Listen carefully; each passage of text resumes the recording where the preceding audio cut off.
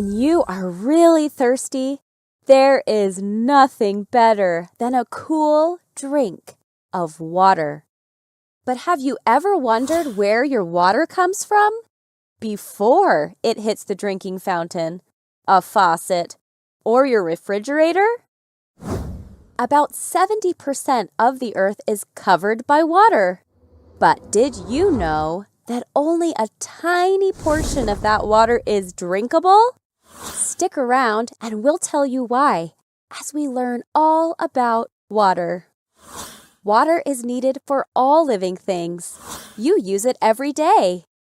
You drink it, wash with it, cool off in it, cook with it. Water helps with growing plants for food, putting out fires, creating energy, and so much more. Without water, life on Earth wouldn't exist. But what is water exactly? Let's examine some water together right now. What does your water look like? How does it taste?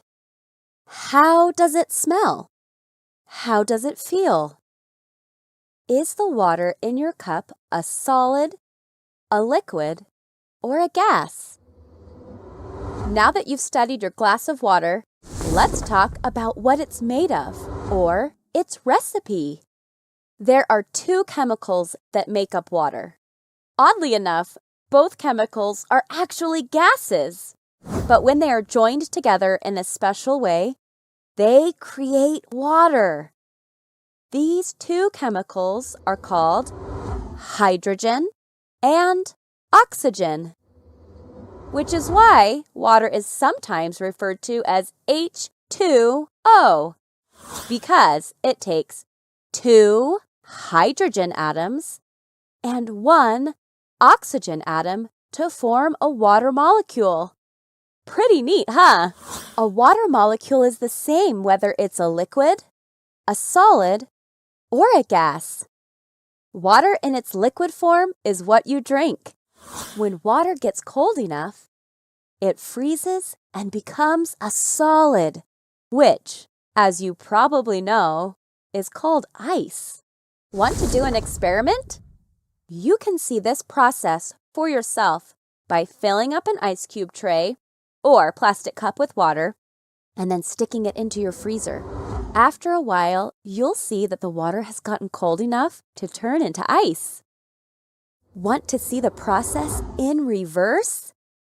See it for yourself by putting an ice cube into a bowl and then watching it slowly melt. Water can also become a gas, which is called water vapor. This happens when water is boiled and gets so hot, it evaporates into the air. You can also see this process in action if you have a humidifier at home. We've talked about what water is, but what about where we can find it? About 70% of Earth's surface is covered with water. That seems like a lot, right? Let's say you had a candy bar with 10 squares of chocolate. Yum! 70% would equal 7 whole squares of your candy bar. That's a lot of water. Most of Earth's water comes from its oceans, but it's also found in glaciers, the polar ice caps, rivers, lakes, streams, creeks, and reservoirs. Is there a difference between all of these sources of water? You bet! There are two types of water: salt water and fresh water. Water from the ocean is made up of salt water, which isn't safe to drink unless it has all of the salt taken out of it. One source of fresh water is called surface water, and it is found in glaciers, lakes, rivers, streams, creeks, and reservoirs.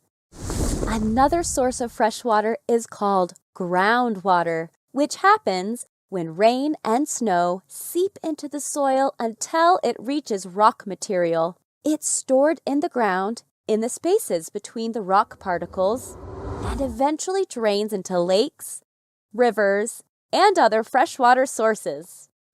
There's a lot more salt water than fresh water in the world.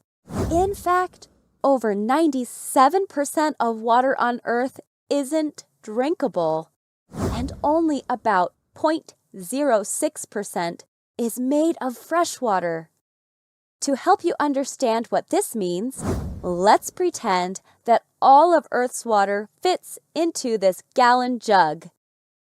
Only 1 teaspoon of this entire gallon of water would be fresh water.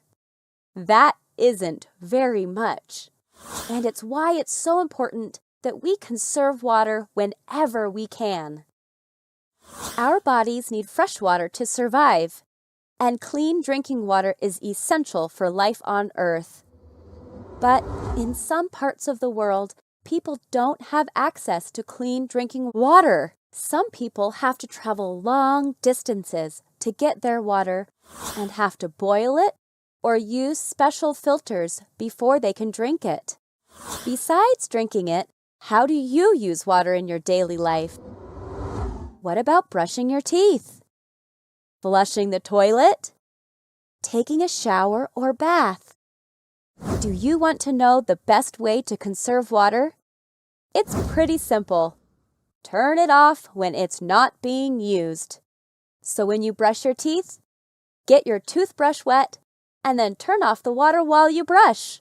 You could also take a 5-minute shower instead of taking a bath. You can even make water conservation fun by putting out containers when it rains and storing up the water you collect for future use. If we all work together, we can ensure that there's more water available for everyone. What time is it? It's review time. Let's see how many water facts you remember. What are the 2 different types of water found on Earth? Did you say salt water and fresh water? Great job! What's a simple way to conserve water? Turn it off when you're not using it. What's the recipe for water? H2O, or 2 hydrogen atoms plus 1 oxygen atom. You're doing so awesome! True or false? There's more fresh water on Earth than salt water. False! That's why it's important that we conserve water when we can. Fantastic job, everybody! Did you learn something new about water today? We hope so. Remember, knowledge is power, so make sure to talk to a friend about what you've learned. The more we know about water, the better we can protect and conserve it for the future. Hope you had fun learning with us.